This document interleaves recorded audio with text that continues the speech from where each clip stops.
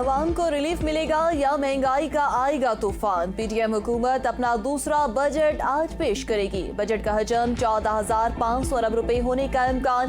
विफाकी तरक्याती budget 31% इजाफे से 1,150 अरब रुपए होगा। कर्ज रसूद की अदायगियों के लिए 7,300 अरब रुपए रखने की तजवीज़। बेनजीर इनकम सपोर्ट प्रोग्राम के लिए 430 अरब, दिफा के लिए 1,800 अरब रुपए मुख्तस किए जाने के इम्कान। बजट में दरामद का हदफ 58.70 अरब डॉलर और बरामदात का हजम 30 अरब डॉलर मुख्तस किया जा रहा है, जबकि तिजारती खसारा 28.70 अरब डॉलर रहने का इम्कान। बजट में सूबाई तरक्याती बजट का हजम 1,350 अरब रुपए होने का इम्कान। सिंध का तरक्याती बजट 40% इजाफे से 617 अरब रुपए रखने की तजवीज़। पंजाब और खैबर पख्तूनख्वा का बूरी बजट 4 माह के लिए तजवीज़ किया जाएगा। पंजाब का तरक्याती बजट 426 अरब रुपए और खैबर पख्तूनख्वा का 268 अरब रुपए तजवीज़ किए जाने का इम्कान। बलूचिस्तान का तरक्याती बजट 248 अरब रुपए तजवीज़ किया जाएगा।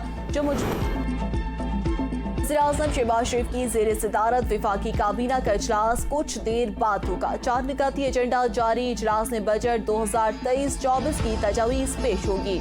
कौमी असम्बली का बजट इजलास दोपहर 4 बजे पार्लियामेंट हाउस में होगा। वज़ीर खजाना सेनेटर इसाक डार आइंदा माली साल 2023-24 का बजट पेश करेंगे। कौमी असम्बली के बाद वज़ीर खजाना इसाक डार सेनेट में बजट दस्तावेजात पेश करेंगे। शहबाज शरीफ से BAP के वक्त की सादिक संजरानी की क़यादत में मुलाकात। बलूचिस्तान अवामी पार्टी का बजट इजलास में शिरकत का फैसला।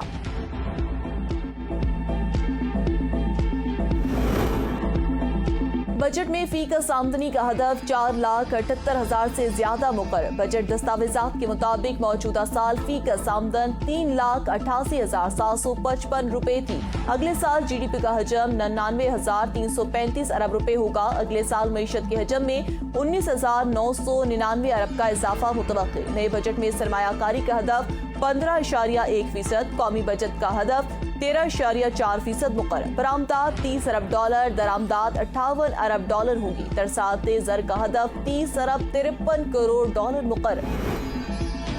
आइंदा माली साल के लिए FBR का टैक्स हदफ 9,200 अरब रुपए मुकर्रर किए जाने का इम्कान। FBR को आइंदा माली साल 2,000 अरब रुपए की इजाफी टैक्स आमदन हासिल करना होगी।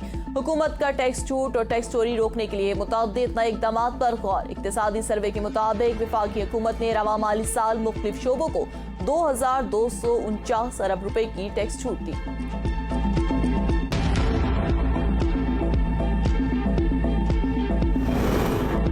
बजट में टैक्स रिटर्न फाइल ना करने पर जुर्माना लगाने की तजवीज़। टैक्स रिटर्न ताखीर से फाइल करने पर भी जुर्माना लगाने की सिफारिश। विद होल्डिंग स्टेटमेंट फाइल ना करने पर 2,000 रुपए जुर्माने की तजवीज़। टैक्स डिफॉल्ट करने पर योमिया 200 रुपए इजाफी जुर्माना आयद करने की तजवीज़ भी ज़ेर गौर।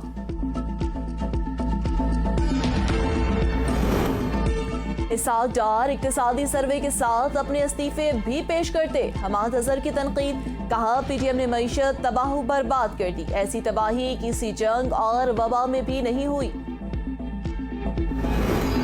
तालीम, सेहत के फरोग और आबादी पर कंट्रोल से मुल्की तरक्की की राह हमवार होगी। करंट अकाउंट खसारे में 76% कमी दुरुस्त मुआशी पॉलिसी की अलामत है। वज़ीर इत्तलात मरियम औरंगजेब का बयान। कहा तिजारती खसारा 25.8 अरब डॉलर हो गया, जो 43.4 अरब डॉलर था। ये बेहतरी की जानिब आगाज है। हुकूमत मुआशी अहदाफ हासिल करने में बुरी तरह नाकाम रही। मुल्क की तारीख में इतना खराब इक़्तिसादी सर्वे पहले कभी नहीं आया। शेख रशीद का ट्वीट। कहा हुकूमत तमाम शराइत पूरी करने के बावजूद IMF को नहीं मना सकी। नून लीग को बाग इलेक्शन के बाद समझ आ जानी चाहिए। 20 जून तक फैसला हो जाएगा कि ऊंट किस करवट बैठेगा।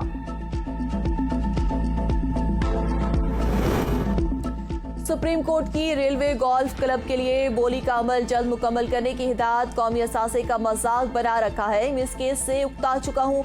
चीफ जस्टिस के रिमार्क्स। पहली बोली में तमाम बिडर्स को मुस्तरद कर दिया गया था। दोबारा से बिडिंग करना होगी। एडिशनल अटॉर्नी जनरल के दराज चीफ जस्टिस ने रिमार्क्स दिए। सब बिडर्स को मुस्तरद करने से वक्त जाया होगा। रेलवे मुलाजमीन को कारोबार या गोल्फ का क्या तजुर्बा। अदालत ने केस की मजीद समाअत सितंबर तक के लिए मुलतवी कर दी।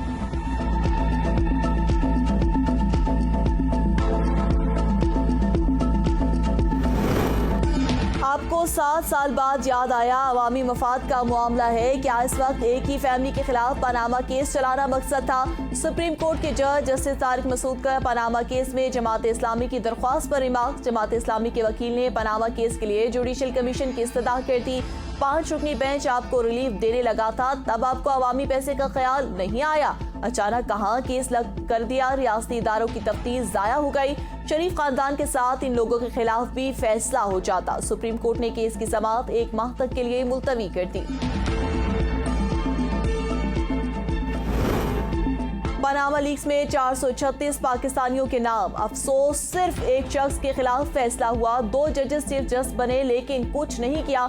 अमीर जमात इस्लामी सिराजुल हक की सुप्रीम कोर्ट के बाहर मीडिया से गुफ्तगू। कहा, आलमी सर्वे के मुताबिक पाकिस्तान में 7 अरब रुपए की करप्शन होती है।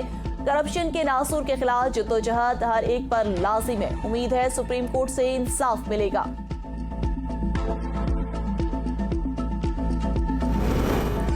पंजाब असम्बली सेक्रेटरीट की भर्तियों से मुतालिक रिकॉर्ड देने से इनकार। महकमा एंटी करप्शन का रिकॉर्ड न देने पर कानूनी कार्रवाई का फैसला। सेक्रेटरी असम्बली को खत इरसाल। अदालत की एंटी करप्शन हुकाम को गैर कानूनी भर्तियों का रिकॉर्ड जमा करवाने के लिए कल तक के लिए मोहलत। तफ्तीशी अफसर कोयटा गया है, रिकॉर्ड उसके पास है। प्रोसिक्यूटर के दलाइल, काश अदालत के पास कोयटा से फौरी रिकॉर्ड मंगवाने का इंतजाम होता। जज के रिमार्क्स।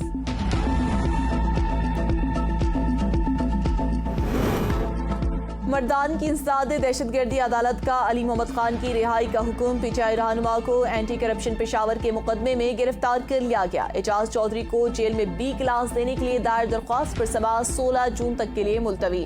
इस्लामाबाद हाई कोर्ट का शहरियार अफरीदी को मुतलका अदालत पेश न करने पर तौहीनी अदालत की कार्रवाई का इंतहा।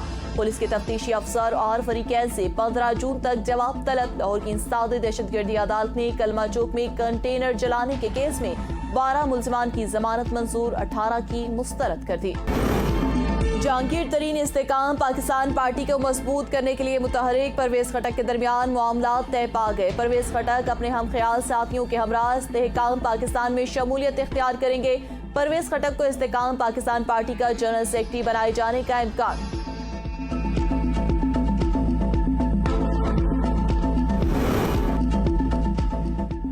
तनवीर इलियास की खाली नशिस्त पर ज़िमनी इलेक्शन में पीटीआई को बदतरीन शिकस्त। पीपल्स पार्टी के ज़ियाउल कमर ने मैदान मार लिया। गैर हतमी गैर सरकारी नताइज में सरदार ज़ियाउल कमर ने 25,755 वोट लेकर फतह अपने नाम कर ली। मुस्लिम लीग नून के मुश्ताक मिनास 20,485 वोट लेकर दूसरे नंबर पर रहे। तहरीक इंसाफ के कर्नल रिटायर जमीर खान तीसरे नंबर पर रहे। जरदारी और बिलावल भुट्टो की ज़िमनी इंतखाबात जीतने पर ज़ियाउल कमर को मुबारकबाद।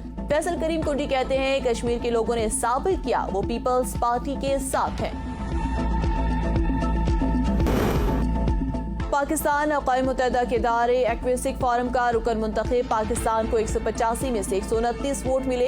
एशिया और पैसिफिक खित्ते के लिए ममालिक के लिए 3 मखसूस नशिस्तों पर 5 ममालिक में मुकाबला था। पाकिस्तान 11वीं बार एक्वेटिक फोरम का रुकन मुंतखब हुआ। पाकिस्तान 6 बार UN एक्वेटिक फोरम का सदर भी रह चुका है।